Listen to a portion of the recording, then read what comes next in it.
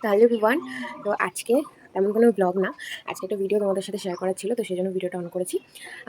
এর আগে হয়তো কোনো ব্লগে আমি তোমাদেরকে দেখিয়েছি যে আমার একটা ছাদে একটা ছোট্ট ছাদ বাগান আছে, কয়েকটা গাছ আছে আর একটা ফল গাছ আছে, সেটা হলো ড্রাগন ফল গাছ। আরও অনেক গাছ আছে, সেগুলো নিচে আছে এখনও, মানে টবে পোতা হয়নি, সেগুলো ছাদে আনা হয়নি। আরও ফুল গাছ আছে। যাই হোক, ছোট্ট একটা ছাদ বাগান আছে, সেখানে ড্রাগন ফল গাছ আছে।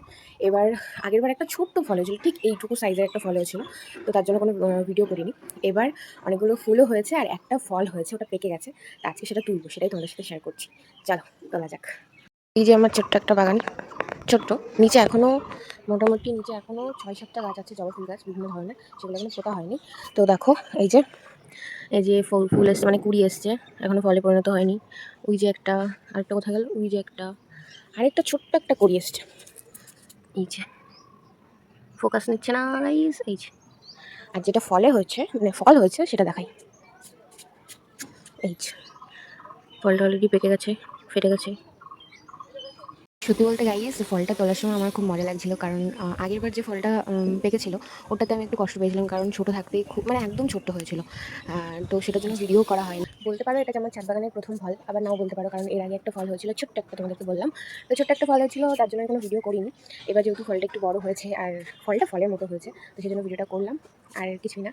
তো আর আমার সত্যি বলতে অনেকে বলে ড্রাগন ফল মানে ফল ভালো লাগে না, মানে কেমন একটা লাগে। আমার এটা প্রিয় ফল, সত্যি কথা, এই সিজনের প্রিয় ফল এটা। এছাড়া লিচু, আম, এগুলো তো আছে, বাট এই ফলটা আমার একটু আলাদাই ভালো লাগা আছে।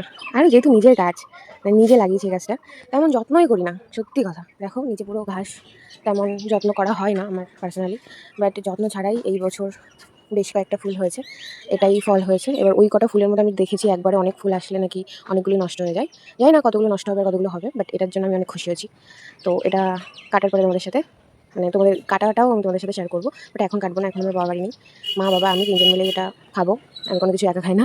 তো যাই হোক, দিন ফলটা পেরেছিলাম সেই দিন আর কাটা হয়নি, পরের দিন কেটেছিলাম। আর ফলটা যখন কাটছিলাম সেই ভিডিওটা কিন্তু আমার বোন করে দিচ্ছিল। আর আমি যখন ফলটা তুলেছিলাম ও তখন দেখেছিল যে আমি ফলটা তুলেছি, তখন থেকেই ভেবেছিল যে হয়তো দিদি আমাকে দেবে না, একা একাই খেয়ে নেবে, সেই জন্য বারবার আমাকে বলছিল যে দিদি ফলটা মিষ্টি, আমি যে যখন কাটবো ঠিকই তোকে দেবো। তো সেই জন্য কাটার ভিডিওটা ওকে দিয়েই করিয়েছিলাম। সত্যি বলতে বাজারে যে ফলটা পাওয়া যায় তার থেকে অনেক ভালো, যেটা বাড়ি বাজারে